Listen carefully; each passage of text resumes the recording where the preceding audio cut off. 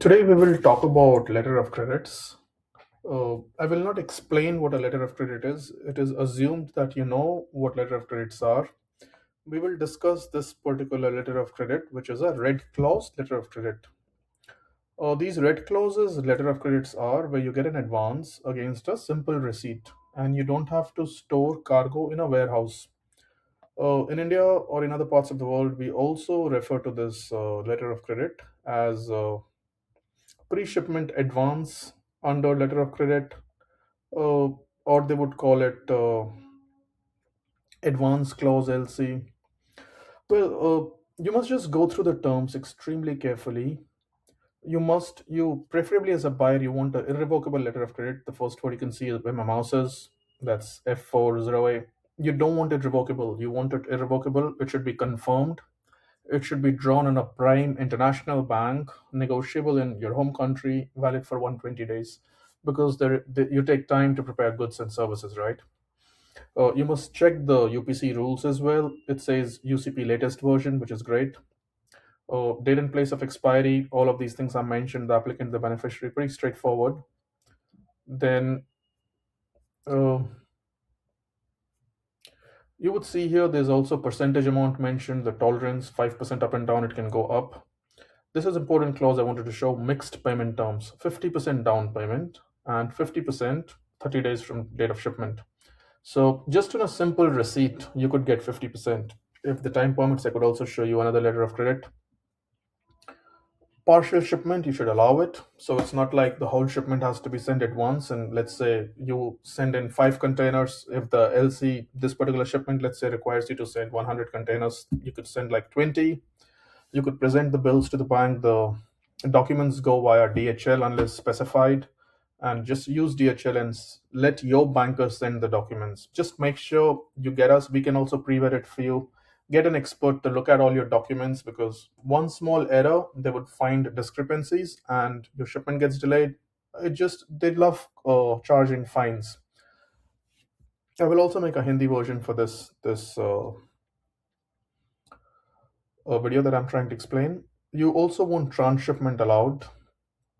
Where possible, just let them write. You can also say any port in the world, but some banks want to specify. So mostly we ship out of India and China.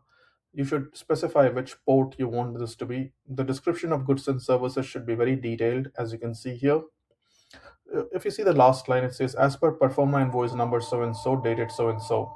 So in all your shipping documents and all your bill of lading, in every possible document, especially the ones you're raising to the banks, you must make sure that you write this exactly as per performer invoice number so and so dash E1, dated so and so. All of this should be written exactly. Also write the CIF Luanda Port Angola.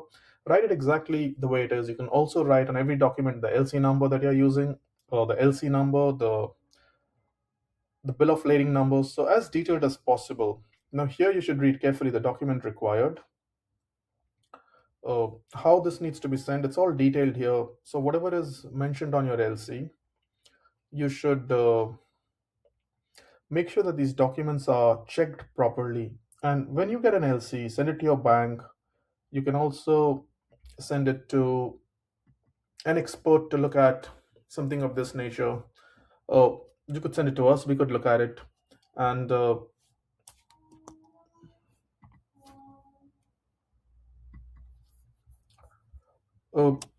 yeah, have it checked before you accept it, because discrepancies are going to cost you a lot.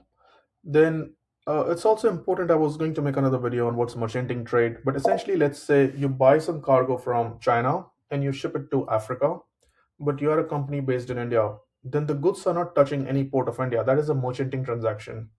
A is buying from B and shipping to C. Simple. India, you are an Indian company, you're buying from China and you're sending it to Africa. This is called a merchanting trade. And many banks in India will not accept LCs for merchanting trade.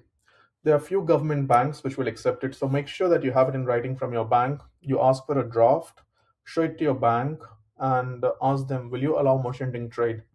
Because a lot of these banks will not accept it. And we always suggest get your LC confirmed by some prime international bank overseas. Well, this is what I could cover in this. If your buyer accepts,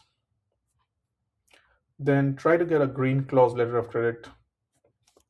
Uh, Try to get a green clause letter of credit. Sorry, red clause letter of credit, which is with an advance payment. And in your terms, you should also let them write that 50% advance to be paid on presentation of a simple receipt. So that gives you the liquidity to start the business, and you could ship in 10 containers and the money keeps flowing. Essentially, you don't have to invest any of your own money. So this is a typical LC. I could also do another one with a different LC from an Indian version, and you could send us your LCs if you want us to have a look. There's a lot of experts who are impaneled with FIO, Federation of Indian Exporters. If you write to them, they would refer you to people. But have these checked properly before you accept them. That's all from me today. Thank you.